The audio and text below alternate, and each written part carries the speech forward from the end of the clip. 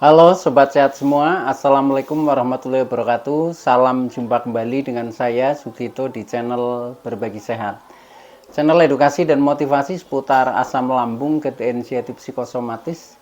Berdasarkan pengalaman saya sebagai orang yang pernah menderita asam lambung, inisiatif psikosomatis dalam waktu yang cukup lama. Dan Alhamdulillah sekarang sudah sembuh. Harapan saya khususnya kepada teman-teman yang masih dalam penderitaan asam lambung, inisiatif psikosomatis, setelah menonton video ini akan dapat tersugesti dan termotivasi untuk dapat cepat sembuh. Saya bisa sembuh, insya Allah teman-teman pasti juga bisa sembuh. Badai pasti berlalu. Baiklah teman-teman, pada kesempatan kali ini saya akan berbagi seputar asam lambung, inisiatif psikosomatis dengan topik sensasi dahsyat yang lama menghilang. Baiklah teman-teman ya, sebelum saya lanjutkan, tolong yang belum subscribe channel ini, klik subscribe dan loncengnya, supaya teman-teman tidak ketinggalan konten video-video berikutnya. Dan jika suka, klik like, selalu bagikan ke sosial media teman-teman. Semoga bermanfaat buat kita semua. Baiklah kita lanjutkan ya, jadi topik kita kali ini adalah beberapa sensasi dahsyat ya yang lama menghilang ya. Ini memang luar biasa ya, sehingga kadang kita sudah merasa sembuh tapi tiba-tiba muncul lagi sensasi yang semacam itu teman-teman. Baik ya, kita mulai tapi agak santai nih teman-teman ya, ini sambil istirahat nih saya. Jadi begini teman-teman, penderitaan asam lambung, inisiatif psikosomatis ya yang disebabkan oleh multifaktor itu memang ada beberapa sensasi yang cukup dahsyat ya, entah itu sensasi yang bersifat fisik ya maupun sensasi yang bersifat psikis teman-teman.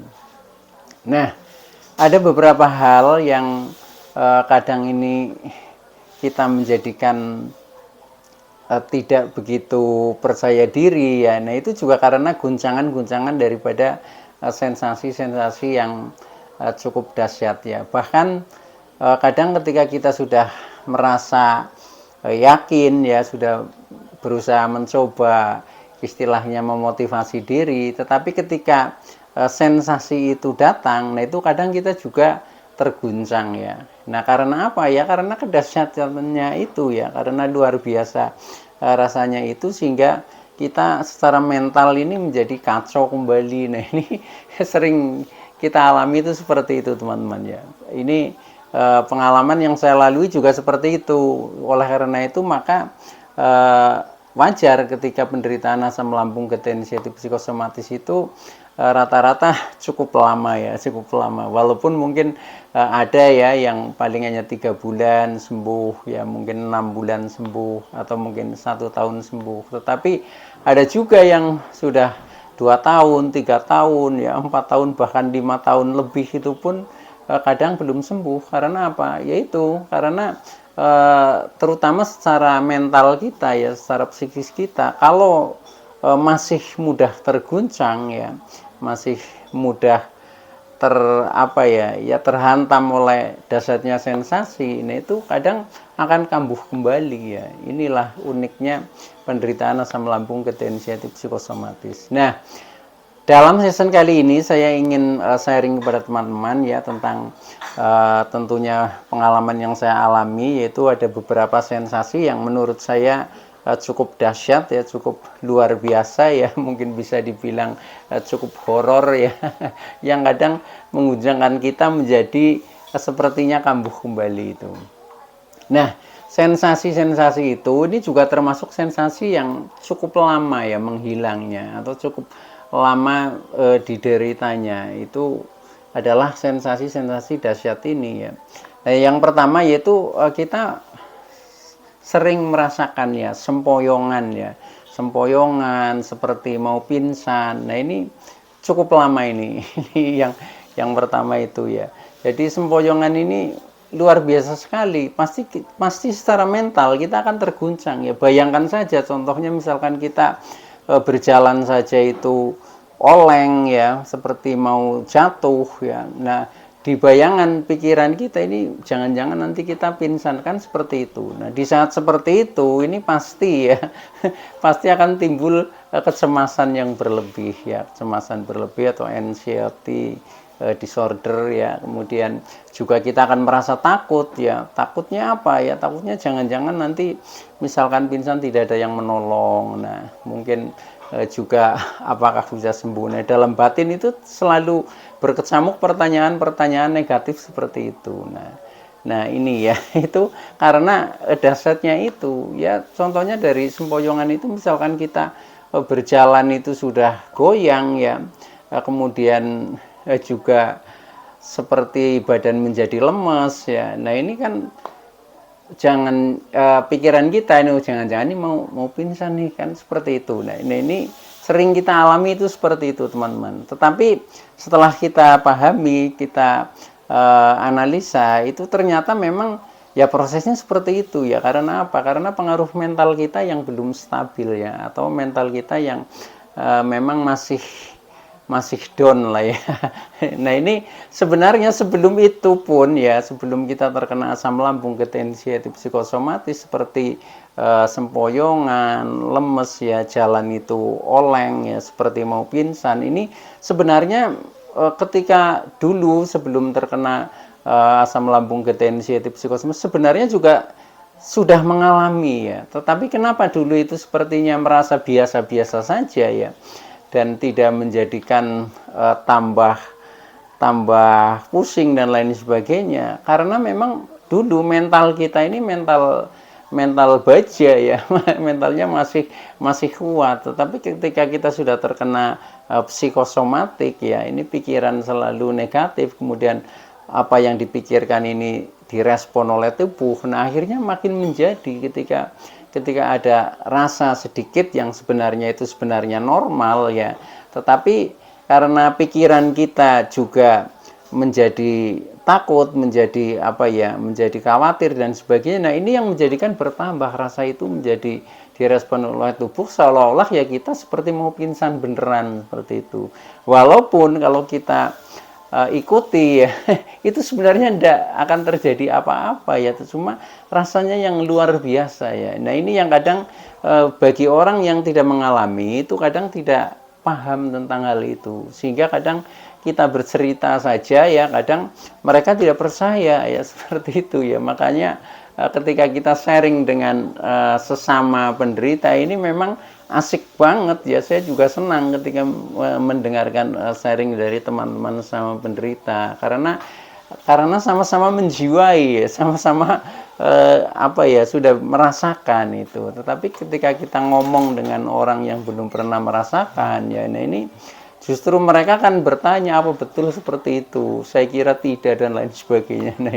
Nah kadang kita menjadi kurang termotivasi ketika seperti itu ya. Tetapi dengan kita sharing dengan sesama ya, sesama penderita khususnya yang sudah pernah mengalami, nah ini kita akan menjadi semakin besar ya, semakin besar mental kita, keberanian kita. Nah akhirnya nanti kita akan menjadi lebih bisa untuk bangkit ya, dan akhirnya kita akan mudah untuk mencari solusinya. Ternyata hal seperti itu juga tidak sendirian ya, banyak teman yang juga merasakan seperti itu, termasuk tip-tip dari teman-teman kita yang juga bermanfaat ya tentunya bagi sesama. Ini juga akan menjadikan saling memotivasi dan saling memberikan sugesti, akhirnya kita mudah untuk bangkit. Nah itu pengalaman saya seperti itu. Jadi waktu itu ya saya juga mengikuti juga ya channel-channel motivator itu, karena setelah saya mendengarkan ini merasa ada energi positif yang masuk di dalam diri saya. Nah akhirnya kita menjadi tambah semangat ya, menjadi tambah energik, tambah berani dan lain sebagainya. Ternyata semuanya itu ya itu juga banyak yang mengalami, dan ternyata itu pemicunya itu lebih besar dari pikiran ya, yang sebenarnya itu pikiran yang salah ya, yang sifatnya itu hanya ilusi dan halusinasi yang tidak akan terjadi sebenarnya ya, tetapi cukup menakut-nakuti, itu luar biasa ya. Nah itu teman-teman ya, jadi ini tentang sempoyongan ya, sempoyongan, lemes, jalan oleng dan sebagainya. Ini cukup lama ya, cukup lama saya alami, yaitu bahkan kita kadang sudah merasa sembuh, sudah percaya diri, tapi tiba-tiba setelah kita mungkin sedang beraktivitas ya, atau mungkin sedang bepergian dan lain sebagainya, nah tiba-tiba itu ada pemicu, nah kemudian muncul kembali ya. Ini maka harus kita selalu antisipasi tentang hal itu. Nah, bedanya ketika kita sudah memahami dan kita sudah dikatakan sembuh, itu ketika ada kejadian hal seperti itu ya, nah itu kita akan mudah mengendalikan sehingga tidak akan berlangsung lama ya. Nah akhirnya normal kembali. Itu seperti itu teman-teman ya. Jadi teman-teman ya tolong pahami saja ya, pahami kemudian mencoba dengan treatment terapi-terapi apa yang harus kita lakukan. Nah itu yang perlu kita garis bawahi, itu seperti itu teman-teman.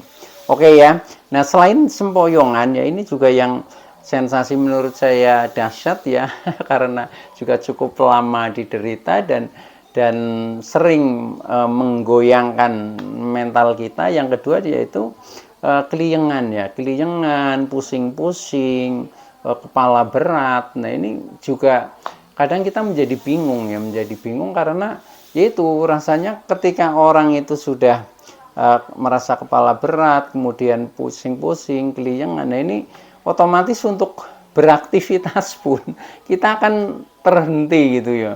Karena misalkan kita sedang melakukan kegiatan apa, tapi begitu sensasi itu datang ya, nah itu kemudian kita jadi ngeblank ya, jadi ngeblank karena menahan sensasi rasa yang ada di kepala, yaitu merasa pusing, merasa kepala berat, merasa kepala keliengan, dan akhirnya secara mental kita juga akan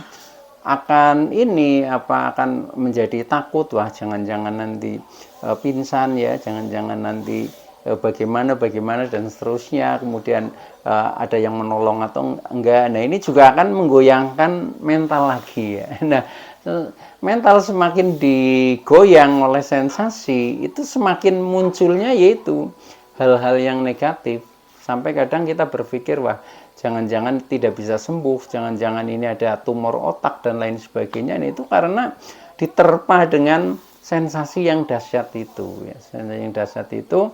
Dan apalagi ketika kita sudah mencoba misalkan minum obat ya, minum obat sakit kepala tentunya ya, ya tetapi rasa-rasa itu kadang masih membandel. Nah disitulah kita kadang anxiety kita akan selalu muncul, itu karena dihantam oleh sensasi-sensasi yang memang cukup luar biasa itu teman-teman.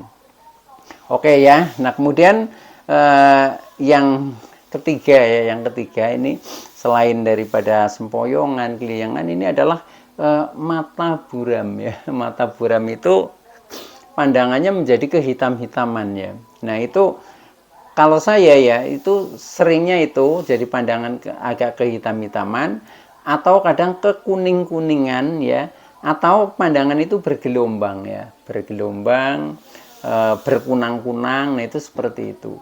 Nah itu sering sekali ya ketika kita misalkan sedang di tengah aktivitas, nah tiba-tiba seperti itu datang ya, sensasi itu ya, sensasi mata buram, kunang-kunang, kemudian mata bergelombang. Nah ini ketika sudah seperti itu ya, ini pikiran otomatis akan tergoncang juga, yaitu yang di pikiran, wah ini jangan-jangan nanti pingsan ya, rasanya seperti ini seperti itu ya. Kalau sakit sebenarnya sih enggak ya, tapi dihantam oleh pandangan mata yang berubah ya, yang berubah sesaat ya.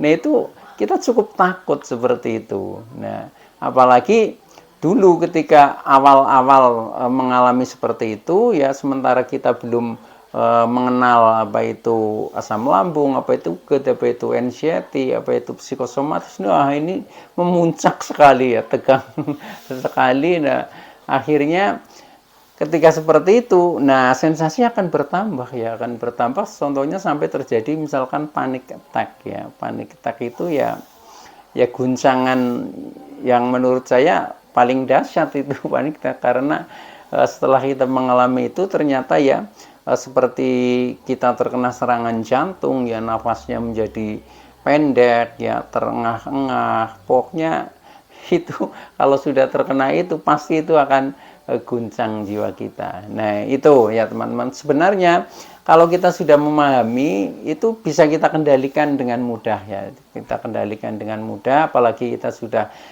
mengenali beberapa informasi tentang seputar asam lambung, gejala inisiatif psikosomatis. Nah oleh karena itu pada kesempatan kali ini yang lebih penting lagi adalah bagaimana kita mencoba ya menelaah dari sebab dan bagaimana solusinya teman-teman. Nah itu. Nah nanti ketika kita sudah memahami sebab dan solusinya ini ya kita akan lebih cepat terbebas ya, terbebas dari istilahnya gangguan sensasi-sensasi dahsyat yang diakibatkan dari asam lambung gejala inisiatif psikosomatis.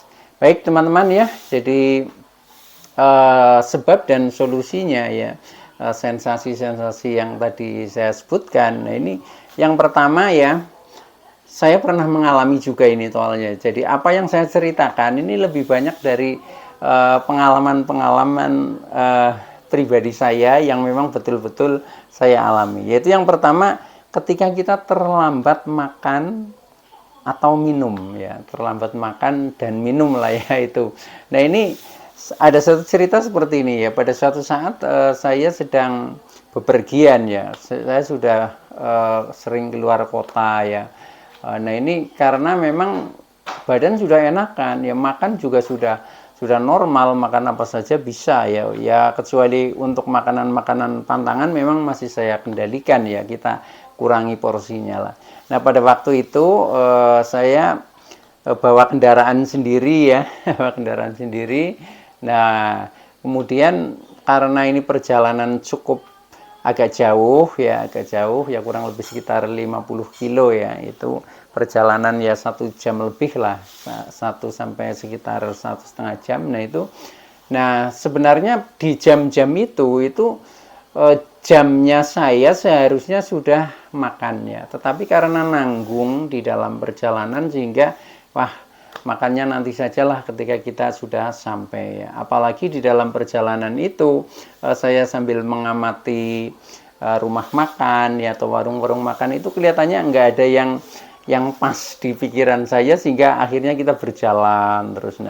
Nah singkat cerita itu artinya kita sampai menjadi terlambat makannya ya, terlambat makannya sekitar terlambat 1 jam lah ya. Biasanya saya makan siang itu sekitar jam 12, nah itu sudah sampai jam 1 ya, jam 1:04 waktu itu lebih ya, itu belum makan ya. Dan karena di dalam perjalanan juga waktu itu saya nggak bawa bekal minum ya, sehingga juga tidak bisa sambil minum di jalan. Nah itu, nah akhirnya belum menemukan tempat untuk makan ya, belum menemukan rumah makan. Ini pandangan ini sudah gelap ya, sudah gelap. Wah ini akhirnya kacau ya pikiran ini, waduh ini jangan-jangan nanti jatuh di jalan dan sebagainya. Nah setelah terjadi seperti itu, karena saya tahu ini sebabnya karena saya terlambat makan, dan terlambat minum. Nah akhirnya begitu pandangan mata sudah buram ya, sudah gelap, seperti bergelombang juga. Nah itu akhirnya saya langsung begitu ada warung makan ya, ada rumah makan, nah langsung saya berhenti di situ. Nah ketika berhenti langsung pesan menu ya, menu makan. Nah kemudian saya minta yang pertama itu minumnya dulu. Minumnya dulu ini sudah haus sekali, jadi minum duluan. Nah setelah itu sambil saya duduk sambil menunggu menu selesai, kemudian saya menenangkan pikiran dan saya sadari ini cemas sudah mulai datang ya. Akhirnya kita sambil istilahnya ya inilah ya, memotivasi diri supaya mental kita menjadi kuat. Nah kemudian minuman selesai ya, kemudian datang, nah kemudian saya minum ya. Nah setelah saya minum itu 1 gelas saya habiskan minum ya, waktu itu sambil istirahat. Nah kemudian saya bahkan sambil merokok ya karena paling nikmat itu kalau istirahat setelah beraktivitas ya sambil merokok itu. Nah setelah itu begitu saya selesai minum 1 gelas, nah ini pandangan langsung biar ya, langsung biar, tidak lagi gelap tapi sudah normal itu. Nah artinya apa? Artinya itu memang gara-gara terlambat makan dan minum. Nah setelah seperti itu kan sudah mental pede lagi, wah saya tidak apa-apa ya, saya baik-baik saja, faktanya saya sehat walafiat. Nah setelah itu kemudian makanan udah jadi, nah kemudian kita tambah makan ya, makan ya biasalah dengan porsi standar ya, tapi tidak begitu besar porsinya. Nah itu, akhirnya saya makan. Nah setelah makan tambah fit lagi, jadi badan ini sudah, wah sudah enak kan ini, udah normal. Nah akhirnya waktu itu saya kemudian bisa langsung sholat ya habis makan, nah itu tambah segar lagi ya. Nah akhirnya karena sudah segar, jadi artinya begini teman-teman, ketika kita merasa terlambat makan, terlambat minum, itu penuhi saja ya, penuhi saja, entah sedang di mana, entah sedang apa, acara apa, pokoknya tidak peduli ya, tidak peduli. Ketika ada reaksi sensasi yang tidak nyaman, bisa jadi sebabnya itu ya, sebabnya terlambat makan atau minum, langsung saja penuhi saja. Nah ketika seperti itu kan nanti langsung ada perubahan menjadi membaik gitu.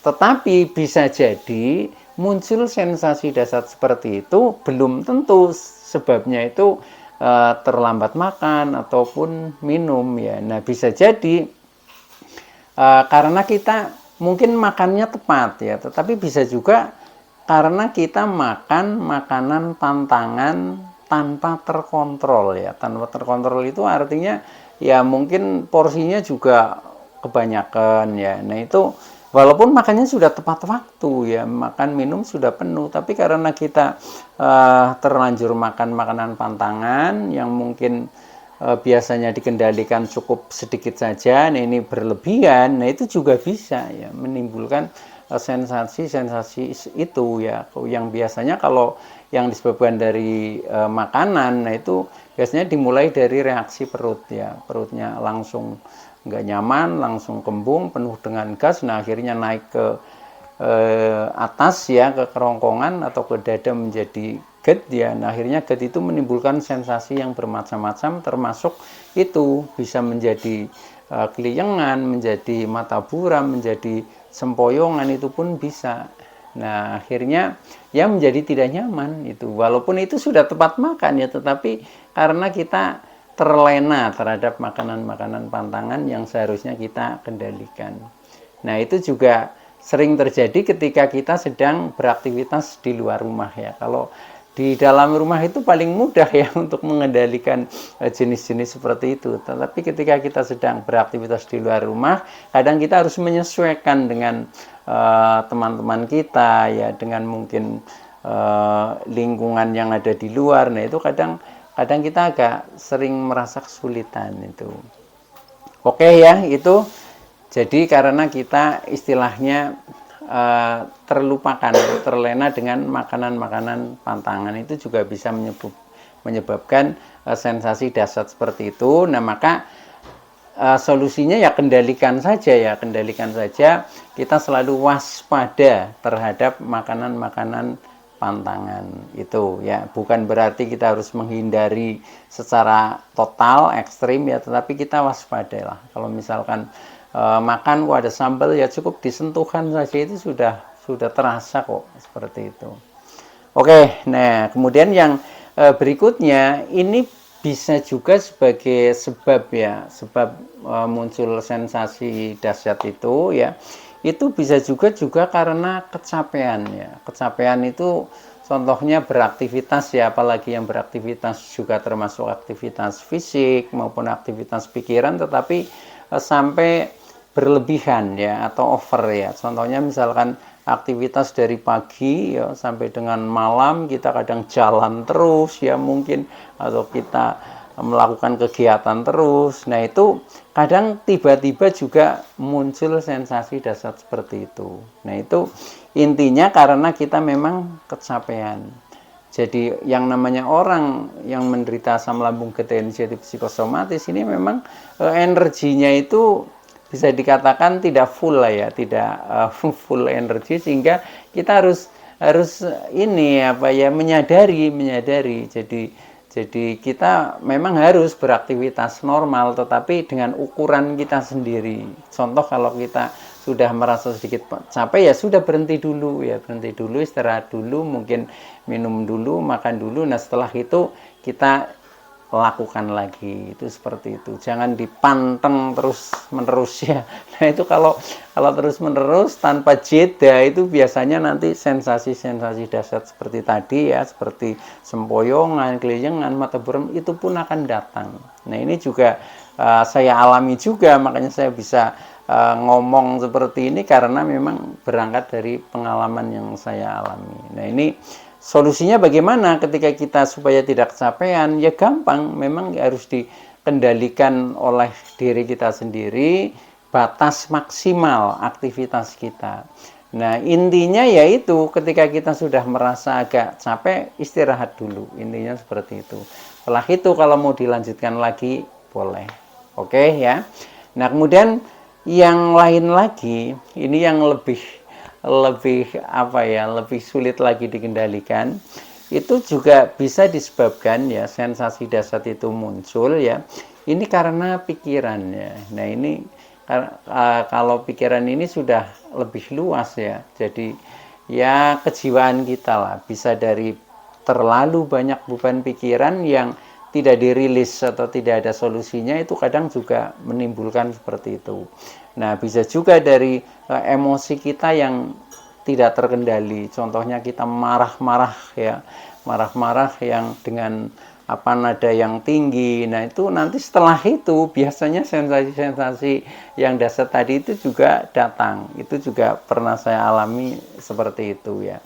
Nah termasuk hal-hal lain lah, hal-hal lain, contohnya tentang hubungan sosial kita, tentang mungkin apa ya, ya kita tidak merasa damai, kita merasa selalu mungkin bersedih, merasa tersakiti dan lain sebagainya. Ketika itu kemudian selalu dipikirkan ya, itu menjadi bertumpuk-tumpuk, akhirnya juga bisa juga mendatangkan sensasi-sensasi dahsyat seperti itu. Nah oleh karena itu ya kita memang harus kita sadari diri aja ya, kita selalu bersabar, selalu bersyukur ya, dan selalu berupaya mendekatkan diri kepada Allah SWT ya, sehingga secara jiwa kita, mental kita ya, pikiran kita ini menjadi damai. Ketika itu kita sudah merasa damai, nyaman ya, adem, ayem, tentrem dan lain sebagainya, ini menjadikan secara psikis ini akan normal ya, akan baik-baik saja.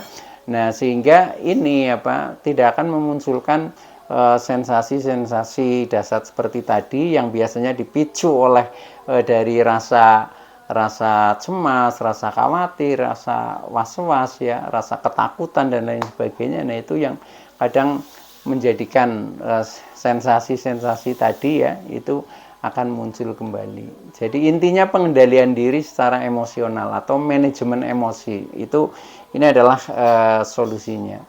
Oke teman-teman ya, itu dulu yang bisa saya sampaikan. Kurang lebihnya mohon maaf. Terima kasih atas like, subscribe, serta komennya. Mudah-mudahan teman-teman yang masih dalam penderitaan asam lambung inisiatif psikosomatis akan segera sembuh. Saya bisa sembuh, insya Allah teman-teman pasti juga bisa sembuh.